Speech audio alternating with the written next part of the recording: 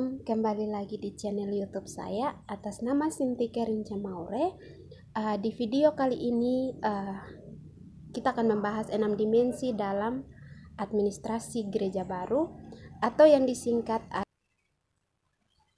Nah, di dalam 6 dimensi ini, yang pertama dimensi Alkitab, teologi dan doktrin, yang kedua dimensi kebijakan gereja, yang ketiga dimensi manajemen dan kepemimpinan gereja, yang keempat dimensi organisasi, yang kelima dimensi ekologi administrasi gereja, dan yang keenam yang terakhir dimensi evaluasi kinerja gereja.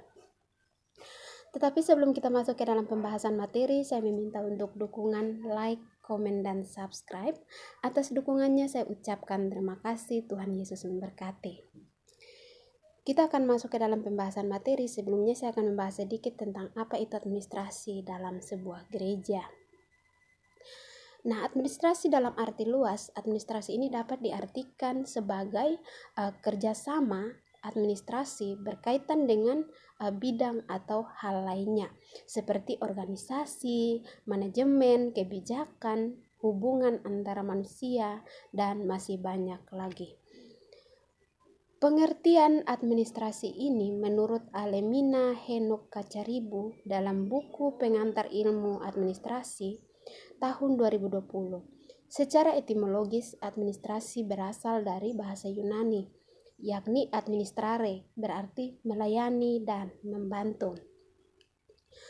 Administrasi adalah seluruh kegiatan mulai dari pengaturan hingga pengurusan segala halnya yang dilakukan untuk mencapai tujuan bersama. Administrasi tidak bisa dilakukan oleh satu orang saja karena membutuhkan kerjasama antara dua orang atau lebih. Secara lebih spesifiknya, administrasi bisa dipahami dalam arti sempit dan arti luas. Di dalam arti luas, administrasi ini diartikan sebagai kegiatan, penyusunan, dan pencatatan data, serta informasi secara sistematis untuk menyediakan keterangan, memudahkan untuk mendapatkan informasi itu kembali. Sedangkan dalam arti luas, administrasi diartikan sebagai aktivitas kerja oleh sekelompok orang yang didasarkan pada pembagian kerja sesuai yang telah ditentukan dalam struktur. Dilakukan untuk mencapai tujuan bersama secara efektif dan efisien. Begitupun di dalam administrasi gereja, di mana Yesus Kristus sendiri berdiri sebagai kepala gereja atau pemimpin gereja.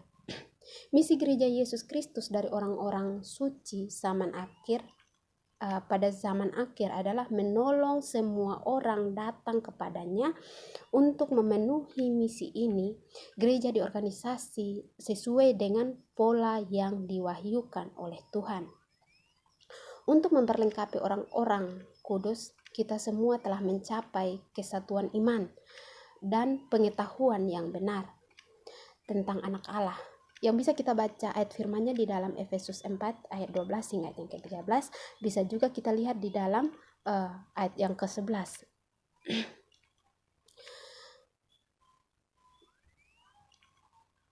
Kita akan masuk ke dalam pembahasan 6 dimensi.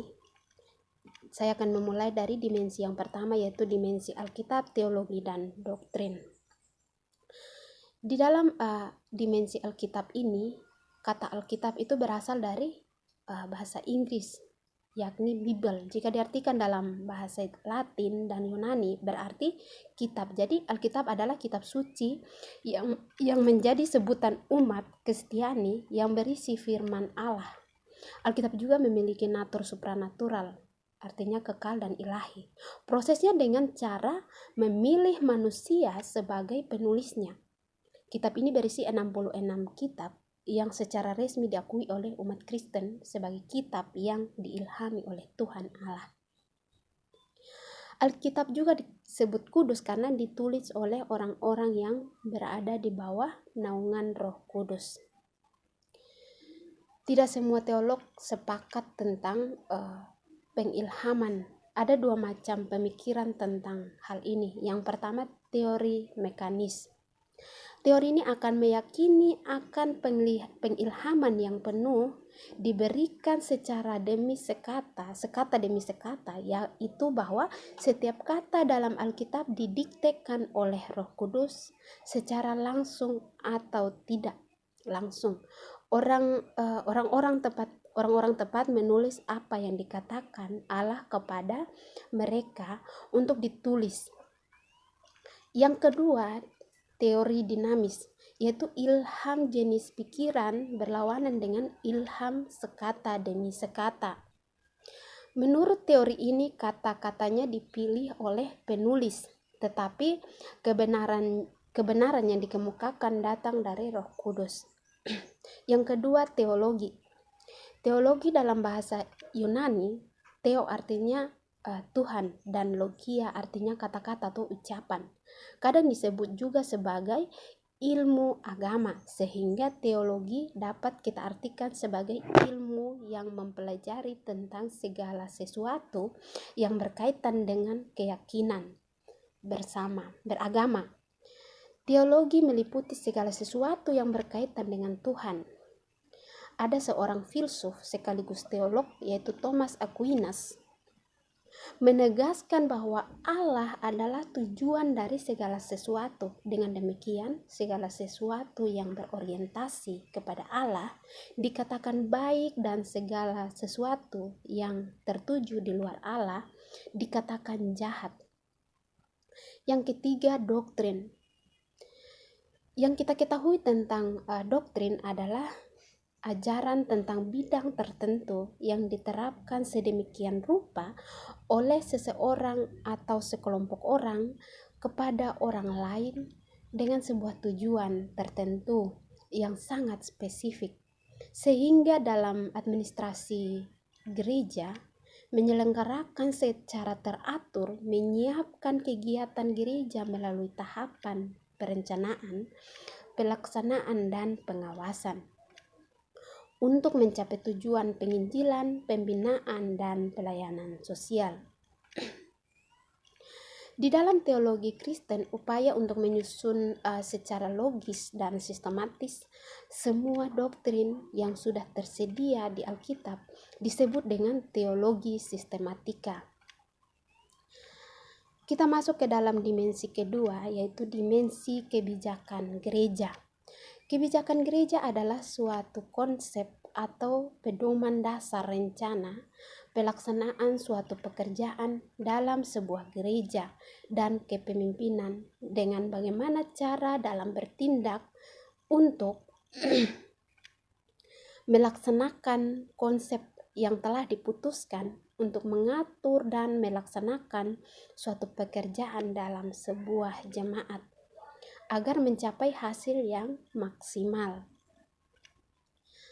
Dalam kebijakan ini memiliki beberapa konsep yang harus diperhatikan dalam penyusunan sebuah rencana pekerjaan, yaitu yang pertama, titik perhatian dalam membicarakan kebijakan berorientasi pada maksud dan tujuan. Bukan sesuatu yang terjadi begitu saja, melainkan sudah direncanakan oleh orang-orang yang terlibat dalam sebuah gereja. Dan yang kedua, suatu kebijakan tidak berdiri sendiri, tetapi berkaitan dengan berbagai kebijakan lainnya dalam jemaat. Yang ketiga, kebijakan adalah apa yang sebenarnya dilakukan oleh setiap jemaat dan bukan apa yang diinginkan oleh pemimpin-pemimpin gereja. Yang keempat, kebijakan dapat bersifat positif dan negatif. Dan yang kelima, kebijakan juga harus berdasarkan peraturan sehingga memiliki kewenangan jemaat untuk mematuhinya. Sehingga berdasarkan penjelasan di atas diketahui bahwa kebijakan merupakan petunjuk dan batasan secara umum yang menjadi arah dari tindakan yang dilakukan dan aturan yang harus diikuti oleh para pelaku dan pelaksana kebijakan. Karena sangat penting bagi pengolahan dalam sebuah jemaat serta mengambil keputusan atas perencanaan yang telah dibuat dan disepakati bersama. Di sini ada beberapa pendapat dari para ahli tentang kebijakan ini. Menurut James E. Anderson, mendefinisikan kebijakan itu adalah serangkaian tindakan yang mempunyai tujuan tertentu yang diikuti dan dilaksanakan oleh seseorang pelaku dan sekelompok pelaku guna memecahkan suatu masalah tertentu. Sedangkan menurut Amara Raksasataya menyebutkan bahwa kebijakan adalah suatu taktik dan strategi yang diarahkan untuk mencapai suatu tujuan.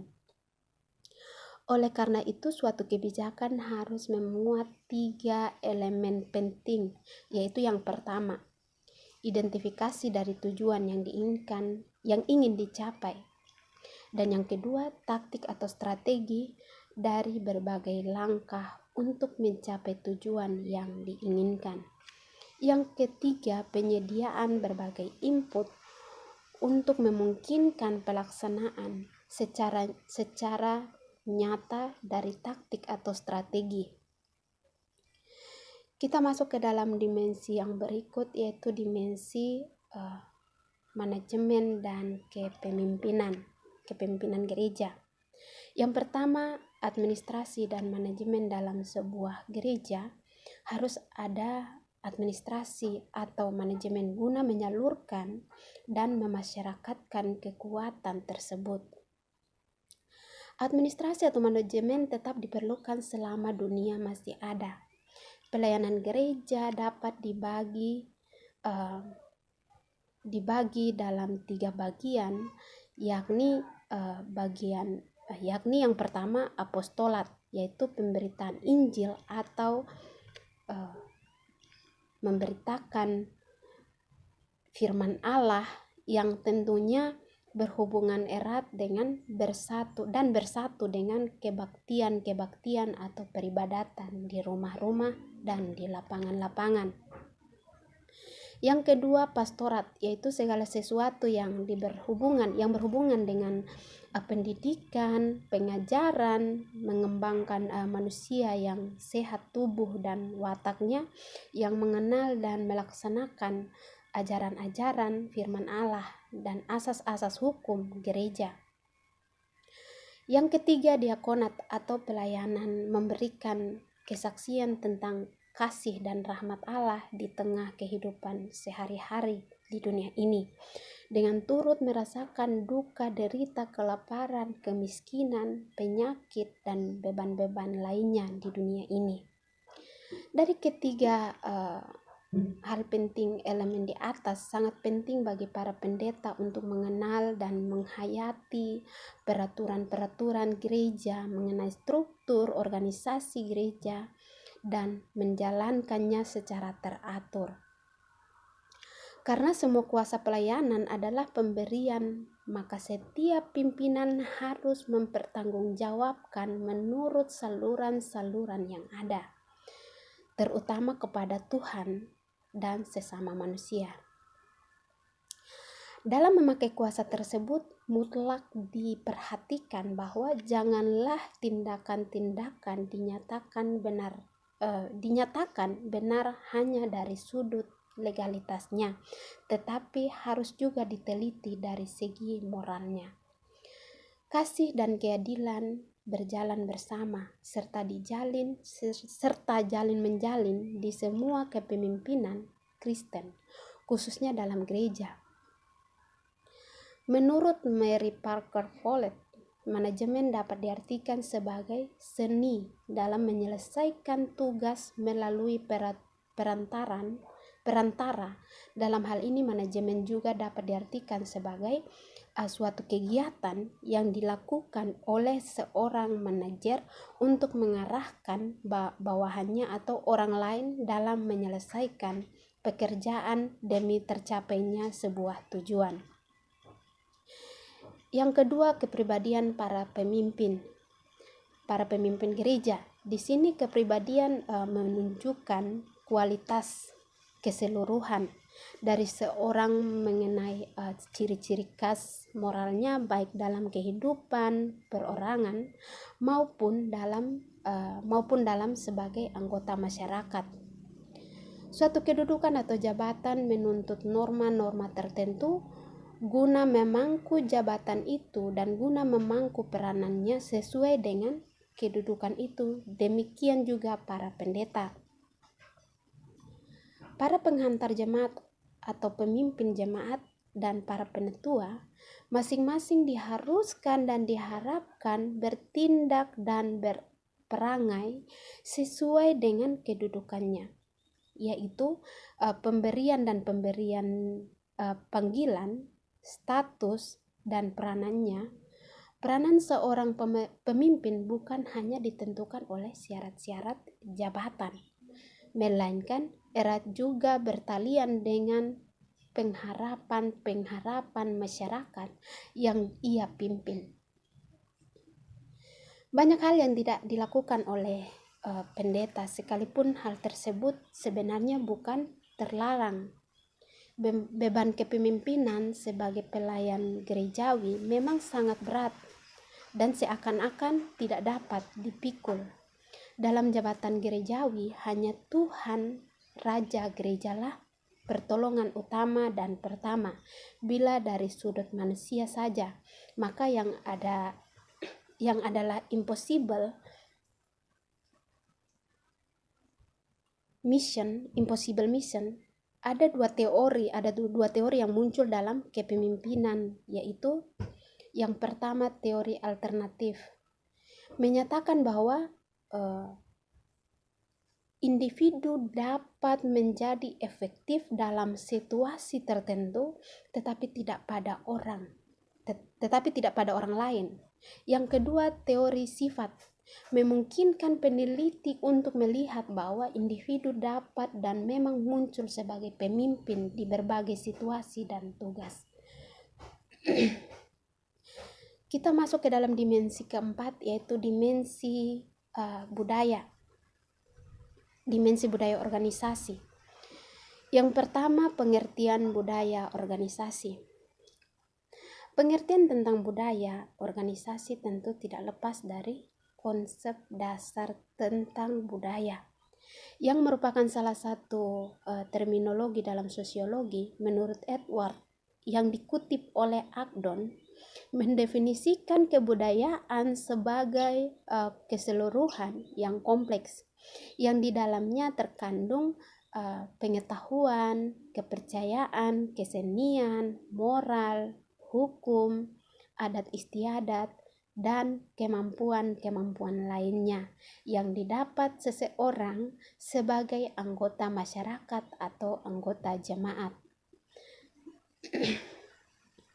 Dalam sebuah organisasi gereja, dari pengertian ini kita dapat berpijak pada dua kata kunci, yakni budi dan daya, yang dimana budi dapat kita artikan sebagai akal dan hati sebagai perwujudan dari daya,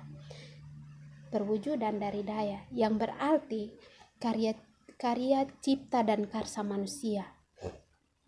Maka dari itu gereja juga sebagai suatu organisasi non-publik dalam membutuhkan kinerja sumber daya manusia yang handal dalam melaksanakan tugas dan tanggung jawab organisasi untuk mencapai tujuan. Maka dari itu perlu didukung oleh suatu kepemimpinan yang baik pula, yang mana di dalam gereja sendiri kepemimpinan tersebut dikepalai oleh pendeta, karena peran seorang pendeta dalam lingkungan gereja menjadi peran kunci utama.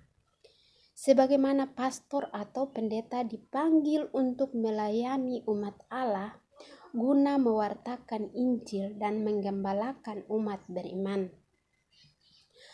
Perkembangan budaya di dalam gereja yang mempengaruhi itu harus dikontrol agar tetap menyesuaikan pedoman kitab suci tradisi yang ada. Karena budaya yang berkembang di dalam lingkup setiap organisasi akan berbeda dan akan mempengaruhi terhadap sikap dan perilaku dalam kehidupan sehari-hari. Budaya organisasi sangat penting dalam suatu organisasi karena merupakan pedoman dalam menghadapi permasalahan yang ada dalam organisasi tersebut. Sebagai ciri khas organisasi, menumbuhkan komitmen dan dapat mempersatukan organisasi dengan standar-standar yang tepat bagi anggota organisasi.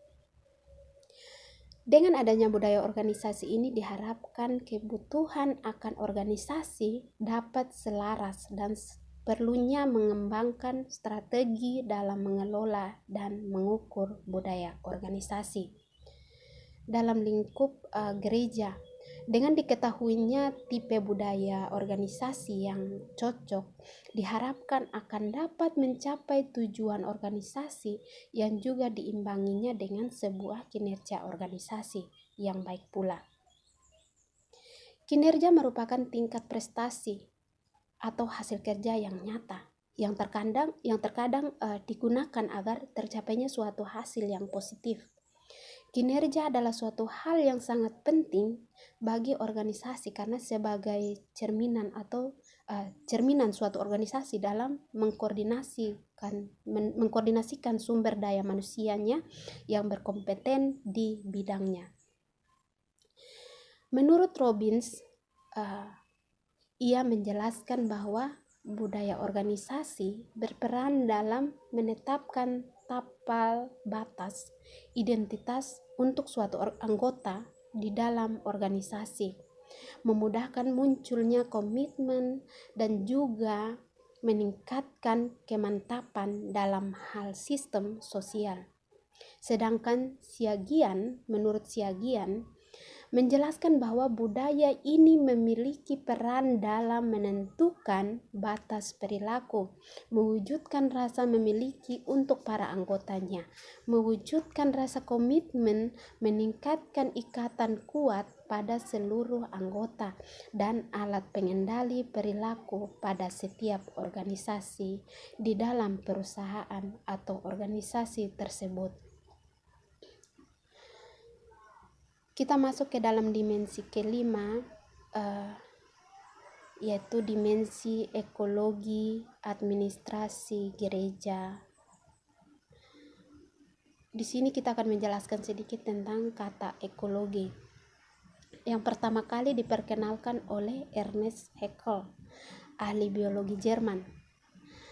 Pada tahun 1869, arti kata ekologi dapat diartikan dalam bahasa Yunani. Artinya oikos berarti rumah atau tempat tinggal, dan logos bersifat telaah atau studi. Jadi ekologi ini dapat kita artikan sebagai ilmu tentang rumah atau tempat tinggal makhluk hidup atau manusia. Sebagai rumah atau tempat tinggal makhluk hidup seharusnya dapat dijaga kestabilannya agar menjadi rumah atau tempat tinggal yang nyaman bagi makhluk hidup. Dapat dikatakan bahwa ekologi sebagai ilmu yang mempelajari hubungan timbal balik antara makhluk hidup dengan lingkungannya. Hubungan timbal balik ini diperlukan tanggung jawab moral dan masing-masing organisme untuk menjaga kestabilan ekologi. Terkhususnya manusia sebagai makhluk yang berakal budi. Manusia dan kepentingannya menjadi hal yang paling menentukan tatanan ekosistem dan kebijakan yang diambil untuk alam, baik secara langsung maupun tidak langsung. Realitas ekologi yang dapat ditemui saat ini adalah krisis ekologi yang sulit untuk diatasi. Dalam kitab perjanjian Sehingga dalam kitab Perjanjian Baru tidak dituliskan hubungan erat antara Yesus dan lingkungan. Khususnya Injil, kitab ini lebih banyak menekankan kehidupan manusia dalam menjaga kehidupan yang ada di bumi. Krisis ekologi yang terjadi sekarang mendorong kita untuk menghargai kebijaksanaan kristologi kosmik. Hal ini diungkapkan untuk menyatakan iman manusia, artinya Kristus menjadi dasar dari segala sesuatu.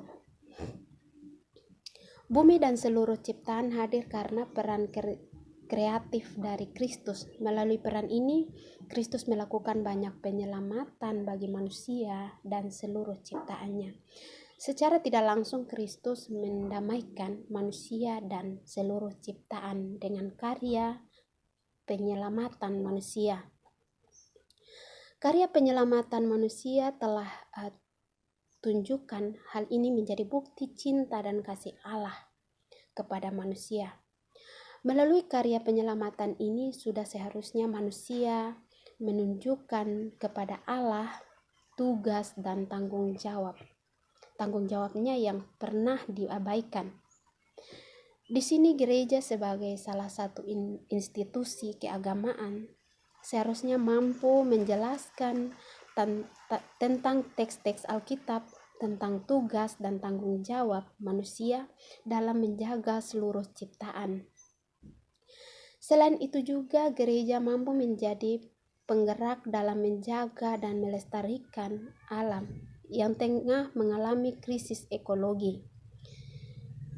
Menjaga dan memelihara alam juga menjadi tugas dari gereja yang berdiri di tengah-tengah alam ciptaan Allah.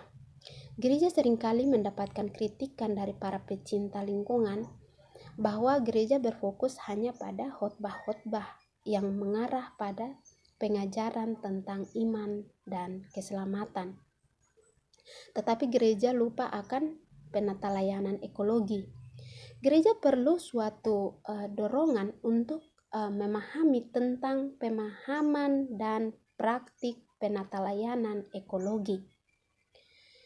Menurut para ahli, yaitu Prajudi Atmasudirjo, mendefinisikan ekologi sebagai tata hubungan total atau menyeluruh dan mutual atau timbal balik antara satu organisasi dengan lingkungan sekelilingnya. Sedangkan menurut Collins tahun 1989 mendefinisikan ekologi sebagai suatu ilmu cabang biologi yang menyelidiki hubungan antara organisme hidup dan lingkungan tempat ia hidup. Sedangkan dalam administrasi teori menurut George Terry, administrasi adalah perencanaan, pengendalian, dan pengorganisasian pekerjaan, perkantoran, serta penggerakan mereka yang melaksanakannya agar mencapai tujuan yang telah ditetapkan. Menurut Deliangie tahun 1980, mengartikan administrasi secara luas adalah serangkaian kegiatan yang dilakukan oleh sekelompok orang dalam suatu kerjasama untuk mencapai suatu tujuan tertentu. Kita masuk ke dalam dimensi yang terakhir, yaitu dimensi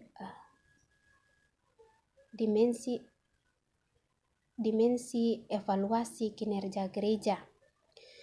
Di sini saya akan menjelaskan sedikit tentang pengertian kinerja. Kinerja adalah penilaian yang dilakukan secara sistematis untuk mengetahui hasil pekerjaan karyawan dan kinerja organisasi terkhususnya dalam sebuah gereja. Di samping itu juga untuk menentukan kebutuhan pelatihan kerja secara tepat, memberikan tanggung jawab yang sesuai kepada karyawan atau anggota jemaat, sehingga dapat melaksanakan pekerjaan yang lebih baik di masa mendatang, dan sebagai dasar untuk menentukan kebijakan dalam hal promosi, jabatan atau penentuan imbalan. Tujuan dari evaluasi kinerja adalah untuk memperbaiki atau meningkatkan kinerja organisasi melalui peningkatan kinerja dari sebuah organisasi.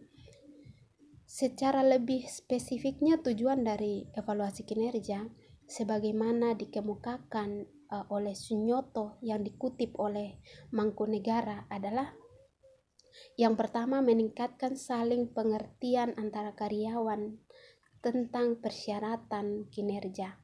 Yang kedua, mencatat dan mengakui hasil kerja seorang karyawan sehingga mereka termotivasi untuk berbuat yang lebih baik atau sekurang-kurangnya berprestasi sama dengan prestasi yang terdahulu. Yang ketiga, memberikan peluang kepada karyawan untuk mendiskusikan keinginan dan aspirasinya dan meningkatkan kepeduliannya terhadap karir atau pekerjaan yang diembankannya sekarang. Yang keempat, mendefinisikan atau merumuskan kembali sasaran masa depan sehingga karyawan termotivasi untuk berprestasi sesuai dengan potensinya. Yang kelima, memeriksa rencana pelaksanaan dan pengembangan yang sesuai dengan kebutuhan pelatihan, khusus rencana diklat, dan kemudian menyetujui rencana itu jika tidak ada hal-hal yang perlu diubah. Hasil dari evaluasi kinerja tersebut disampaikan kepada pihak manajemen tenaga kerja untuk mendapatkan kajian dalam rangka keperluan selanjutnya, baik yang berhubungan dengan pribadi tenaga kerja yang bersangkutan maupun yang berhubungan dengan sebuah organisasi gereja. Dalam melakukan evaluasi kinerja terhadap seorang tenaga kerja, pihak yang berwenang dalam memberikan penilaian ini seringkali menghadapi dua alternatif pilihan yang harus diambil. Yang pertama, dengan cara memberikan evaluasi kinerja berdasarkan deskripsi pekerjaan yang telah ditetapkan sebelumnya. Dengan cara evaluasi kinerja berdasarkan harapan-harapan pribadinya mengenai pekerjaan tersebut. Yang kedua, alternatif di atas seringkali membingungkan pihak yang berwenang dalam memberikan penilaian karena besarnya kesenjangan yang ada di antara kedua alternatif ini, sehingga besar kemungkinan hanya satu pilihan alternatif yang bisa dipergunakan oleh pihak yang berwenang dalam melakukan penilaian. Penentuan pilihan yang sederhana adalah menilai kinerja yang dihasilkan tenaga kerja berdasarkan deskripsi pekerjaan yang telah ditetapkan pada saat melaksanakan kegiatan analisis pekerjaan. Meskipun kenyataannya cara ini jarang diperoleh kepastian antara pekerjaan yang telah dilaksanakan oleh seorang tenaga kerja dengan deskripsi pekerjaan yang telah ditetapkan. Karena seringkali deskripsi pekerjaan yang tertulis dalam perusahaan kurang mencerminkan karakteristik seluruh persoalan yang ada. Menurut Siswanto, evaluasi kinerja adalah suatu kegiatan yang dilakukan oleh manajemen untuk mengevaluasi kinerja tenaga kerja dengan cara membandingkan kinerja atas kinerja dengan uraian atau deskripsi pekerjaan dalam suatu periode tertentu, biasanya setiap akhir tahun. Demikian video pembahasan materi 6 dimensi. Semoga bermanfaat untuk kita semua. Terima kasih telah mengikuti video-video saya. Semoga bermanfaat untuk kita semua ke depannya. Mohon maaf jika dalam pembahasan materi ada sedikit gangguan dari luar atau ada sedikit kurang dari kata kalimat. Mohon dimaafkan dan Tuhan Yesus memberkati.